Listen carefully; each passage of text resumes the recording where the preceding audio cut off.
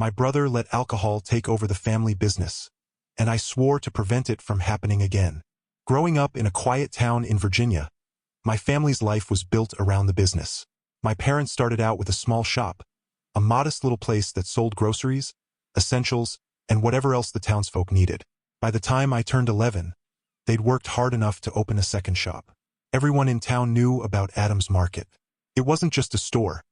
It was a symbol of what my parents had built with grit and determination. I'm Dylan, the older of two brothers. My younger brother, Ryan, is just 13 months younger than me.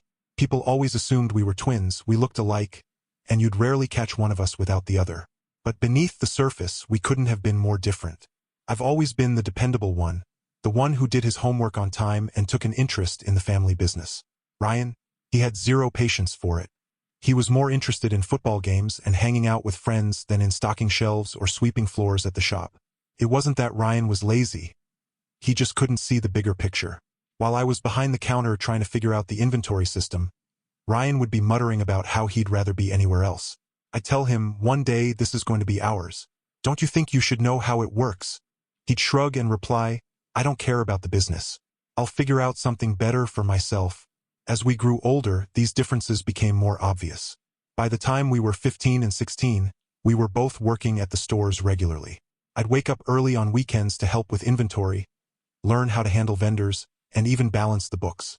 Ryan, meanwhile, would only show up after Mom or Dad forced him to. Even then, his mind would be anywhere else. Watching him aimlessly stack cans or mop floors half-heartedly drove me up the wall. He'd say things like, "Why do you care so much? It's just a shop." To me, though, it was never just a shop. It was a testament to the years of hard work my parents had put in. It was their dream and, to an extent, mine too. When I graduated from high school, I decided to stay in town to work full-time at the business. I even took a few online courses in management and accounting to contribute more effectively. Ryan, on the other hand, just barely made it through his senior year. His head was filled with wild plans for businesses that never got off the ground. One week, he'd talk about opening a clothing brand. The next, he'd want to start a gaming cafe. He always said he didn't want to be stuck running some little store forever like Mom and Dad. It hurt to hear him talk like that. I admired what our parents had accomplished, the sacrifices they'd made to build something lasting. But Ryan couldn't see it that way. Then came the day Ryan told us he wanted out. He sat Mom and Dad down and said he was done working in the family business. He wanted to start something of his own. At first, I didn't take him seriously. Ryan was always full of ideas but never followed through. I figured this was just another passing phase. This time, though, he wasn't backing down. He told Dad he needed money to get started and asked him to help fund his new venture. I'll never forget the look on Dad's face. He was caught between wanting to support Ryan and knowing that the money wasn't readily available. The stores were doing well, but they weren't making enough to fund someone's pipe dream. Ryan didn't see it that way. He thought we had piles of cash lying around, and he believed he was entitled to some of it. Eventually, he convinced Dad to sell one of the stores to give him the money he needed. When I found out, I was furious. I couldn't believe Dad would even consider it. That store wasn't just a business. It was a part of our family's identity. I tried to talk Dad out of it, but he wouldn't change his mind. He's my son, Dylan, Dad said. I have to give him a chance. The day the sale went through felt like a punch to the gut. I couldn't even look Ryan in the eye. I wanted to tell him how selfish he was being, how blind he was to what he was throwing away. But when I finally confronted him, he brushed me off. What's the big deal? He said. It's not like it's your money. I'm Dad's son too. I deserve this as much as you do. Hearing those words made my blood boil. I wanted to shake him, to make him understand what he'd done, but I knew it was pointless. Ryan had already made up his mind. After that, nothing was the same. Ryan took the money and moved to a bigger city to start his business, leaving the rest of us to pick up the pieces. Mom and Dad tried to act as if everything was fine, but I could see how much it hurt them. They'd spent years building those stores from the ground up, and now one of them was gone. I threw myself into the work, determined to make the remaining store as successful as possible. But it wasn't easy. Customers would come in and ask about the old store, or I'd see the empty shelves where new stock should have been, and it would hit me all over again. Ryan would call occasionally to give updates on his progress. His business didn't take off the way he'd hoped, but he never admitted it outright. Meanwhile, I was left to shoulder the burden of keeping the family legacy alive. It wasn't fair, but it was the hand I'd been dealt. Even now, years later, I still struggle with the resentment. I love my brother, but I can't forget what he did to our family. I just hope that one day he'll understand the true cost of his choices, not just in dollars but in what they took from all of us. That was the beginning of the fracture in our family. Ryan and I became more like acquaintances than brothers after that.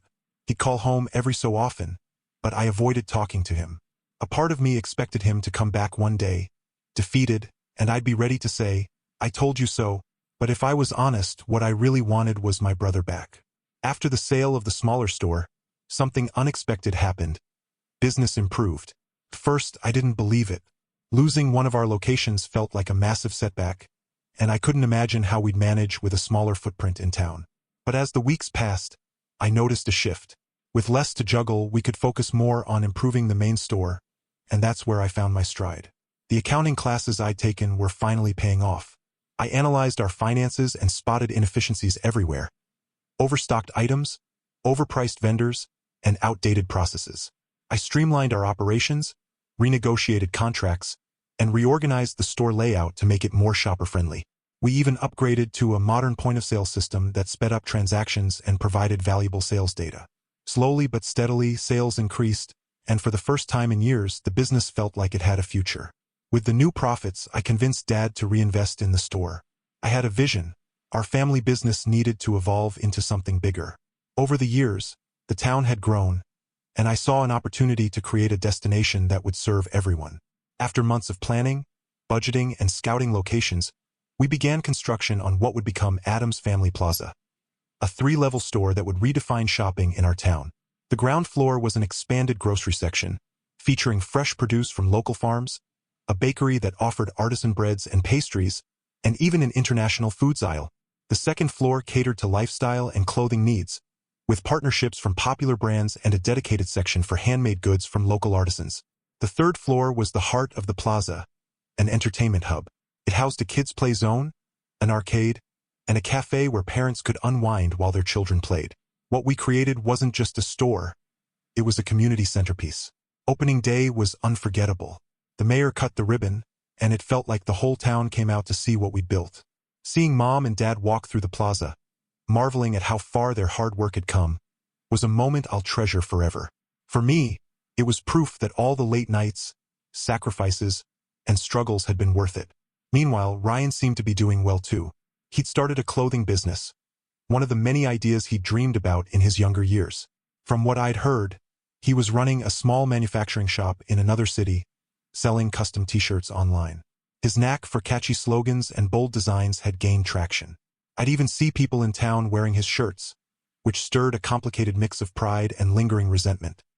He'd found his own path, but the price of his departure was something I could never forget. Despite his apparent success, Ryan stayed distant. He'd call our parents occasionally, but he and I hadn't spoken directly since the day he left. Part of me wanted to tell him about everything we'd accomplished, to show him that we were thriving without him. But another part of me clung to the bitterness, unwilling to make the first move. Months turned into years, and the plaza thrived.